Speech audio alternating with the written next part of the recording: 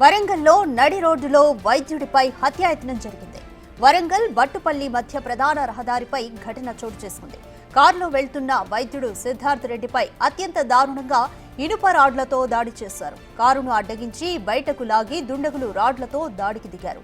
కొన ఊపిరితో ఉన్న బాధితుడిని పోలీసులు ఆసుపత్రికి తరలించారు. దాడికి పాల్పడిన వారు ఎవరు, ఎందుకు దాడి చేశారు అనే కోణాల్లో పోలీసులు విచారణ చేస్తున్నారు.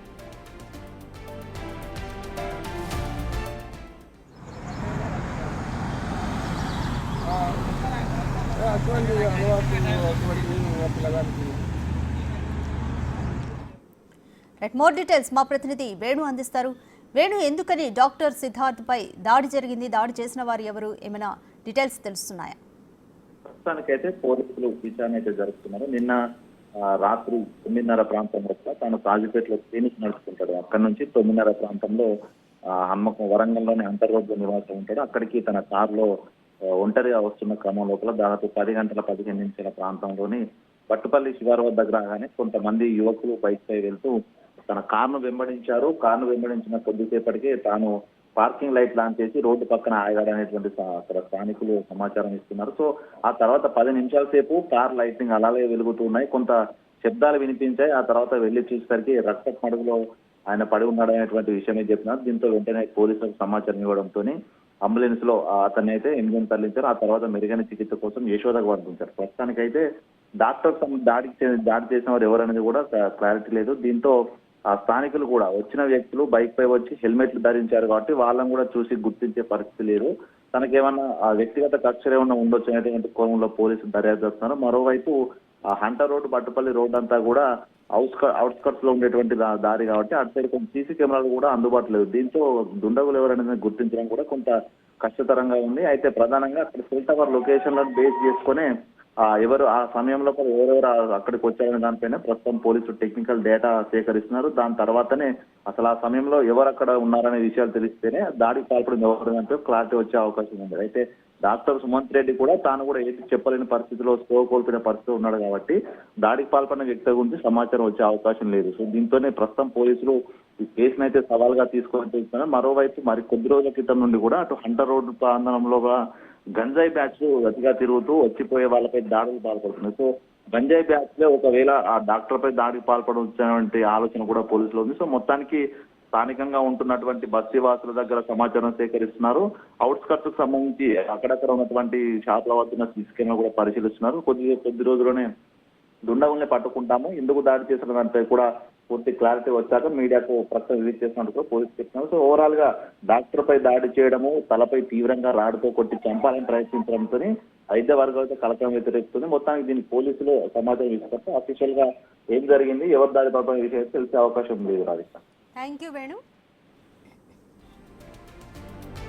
చేసుకుంది. కారులో వెళ్తున్న వైద్యుడు సిద్ధార్థ రెడ్డిపై అత్యంత దారుణంగా ఇనుప రాడ్లతో దాడి చేశారు. కారును అడ్డగించి బయటకు లాగి దుండగులు రాడ్లతో దాడికి దిగారు.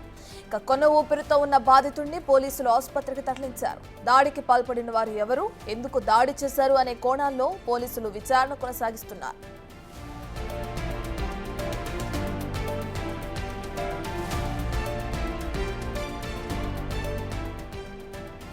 ఇక వరంగల్లో నడి రోడ్డులో వైద్యుడిపై హత్యాయత్నం జరిగింది.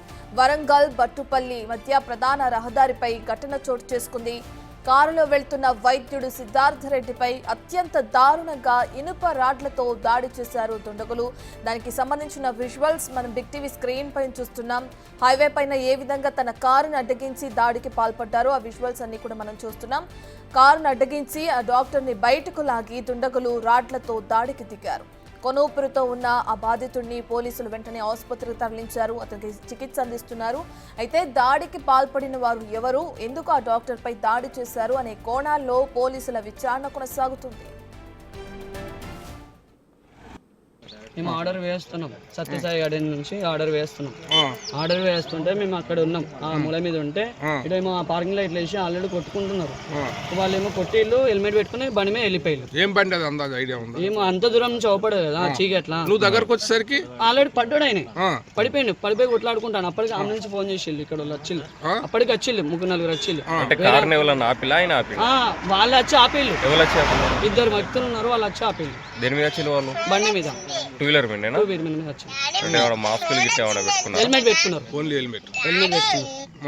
హెల్మెట్ పెట్టుకొని కొట్టి వెళ్ళిపోయారు. అంటే దేంతో కొట్టిల్లు? దేంతో కొట్టిల్లో చూడలేదు, మనం అక్కడ నుంచి లాంగ్ నుంచి అవపడదు కదా, వాళ్ళు కొట్టినైతే కొట్టిల్లు. దేంతో కార్ ఎక్కడ ఆపిల్లు అసలు? కారు ఇక్కడనే ఆ నుంచి అప్పుకుంటే వస్తున్నారు, మరి ఇక్కడ ఆగింది. మరి ఆయన పార్కింగ్ లైట్లు వేసుకుని అంతే. ఏమైనా డిస్కషన్ జరిగిందా వాళ్ళిద్దరు? ఫస్ట్ డిస్కషన్ అనేది కొట్టి వెళ్ళిపోయి. ఇంకా ఎంతసేపు జరిగింది డిస్కషన్ అసలు? ఏమో అన్న కొట్టాం, మేము వచ్చే వరకు ఆల్రెడీ వెళ్ళిపోయి వాళ్ళు.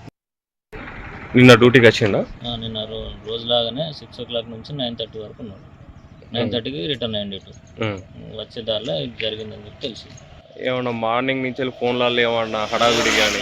ఏం లేదు, సింపుల్గా ఎప్పట్లాగానే కాల్స్ చేస్తాం, మామూలుగా ఓపీ చూసుకున్నాడు, వెళ్ళిపోయాడు అంతే. ఏమన్నా చెప్పిండా మీకు ఏమన్నా ఫోన్లు వచ్చినాయి అని చెప్పేసి ఏమన్నా కానీ? అట్లాంటిది ఏమన్నా ఫంక్షన్లు ఉన్నాయా? ఫంక్షన్ కానీ మామూలు రెగ్యులర్ టైం లాగానే ఈ టైంకి వెళ్ళిపోతున్నా అంటే ఓకే బాయ్ అని అన్నాడు, వెళ్ళిపోయాడు. హాస్పిటల్కి ఏమన్నా వచ్చి ఎవరైనా వచ్చి ప్రత్యేకంగా ఏమన్నా మాట్లాడిల్లా? ఎవరు మాట్లాడలేదు, మామూలుగా నాకు వచ్చే రెగ్యులర్ పేషెంట్ లాంటి వాళ్ళు తప్ప వేరే అన్నోన్ పర్సన్స్ వచ్చినట్టు కానీ ఏది లేదు. ఎన్ని గంటలకు బయలుదేరిన హాస్పిటల్ నుంచి? 9:30. 9:30కి. మీకు ఎప్పుడు తెలిసింది అసలు? నాకు 10 o'clock తెలిసింది. 10 o'clock.